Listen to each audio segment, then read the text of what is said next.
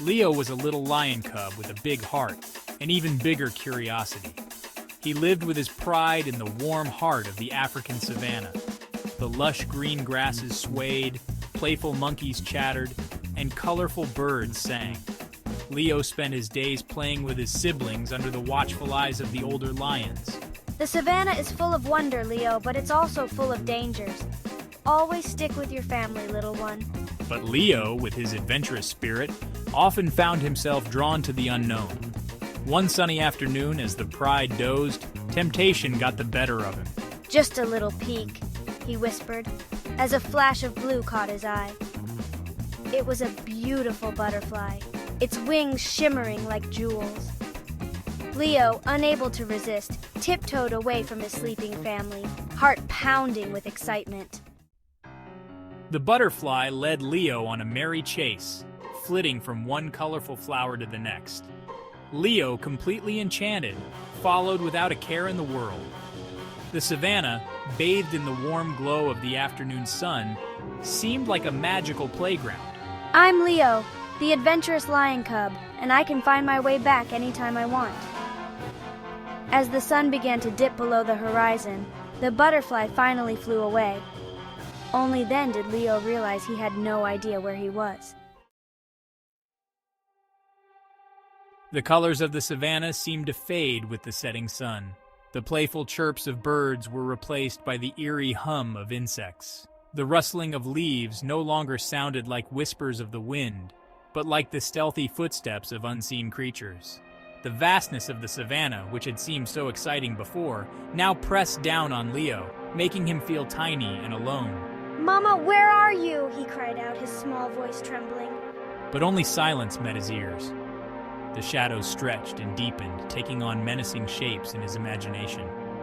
Every rustle, every chirp, every snap of a twig sent shivers down his spine. He wanted to run, but which way? Every direction seemed wrong. He curled himself into a tight ball at the base of a thorny acacia tree, hoping to disappear into the darkness.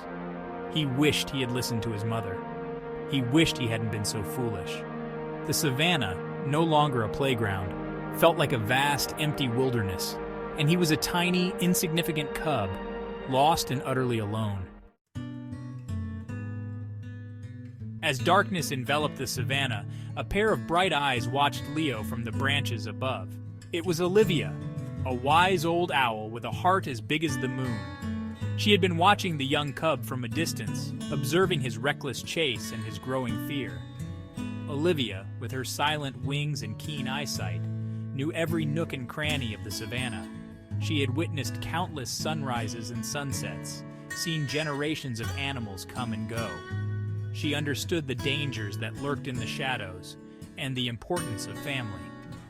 "Olivia, don't be afraid, little one," she said, swooping down to perch on a branch near Leo.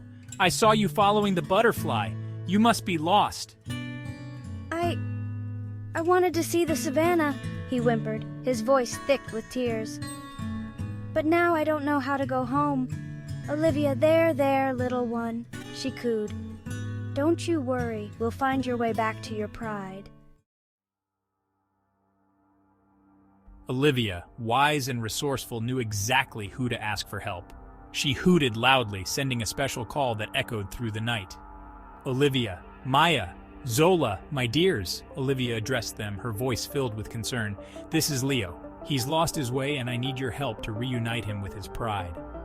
"Maya, don't you worry, little cub," she said, her voice surprisingly gentle for her size. "We'll sniff out your family in no time. What does your pride smell like?" Leo, encouraged by their willingness to help, described the familiar scent of his mother's fur, the earthy smell of his siblings after a day of play, the unique scent of their den under the old baobab tree. "Zola, follow us, little one," she chirped. "We've got a scent." And with that, the two badgers, guided by their powerful noses, set off into the darkness, with Leo and Olivia following closely behind. The journey back was long and filled with unfamiliar sights and sounds. They crossed rushing streams and climbed rocky hills. the darkness making the path seem even more treacherous. But Leo felt safe with his new friends. Olivia soared overhead, her sharp eyes scanning the path ahead, while Maya and Zola sniffed out the trail, their noses never failing them. They encountered other nocturnal animals along the way, a curious genet, a family of porcupines, a sleepy pangolin. But Leo stuck close to his protectors, his fear replaced by a growing sense of hope.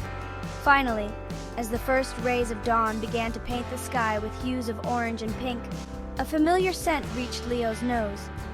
It was the scent of his pride, his home.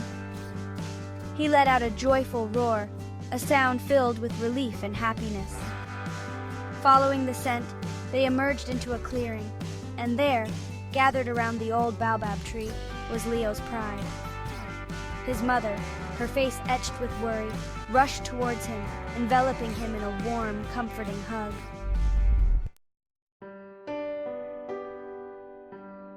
Leo nuzzled into his mother's fur, feeling safe and loved. He had never been so happy to see his family. He had learned a valuable lesson that day, a lesson about the importance of listening to his elders and the dangers of wandering off alone. "Thank you," he whispered, his voice filled with gratitude. "You saved me." "Olivia, we were happy to help, little one. But remember, always listen to your mother. The savannah is a beautiful but unpredictable place." Leo nodded solemnly, his heart full of understanding. He knew he had been reckless, but he also knew he had found true friends in the most unexpected places. And as he snuggled close to his family, the warmth of the rising sun bathing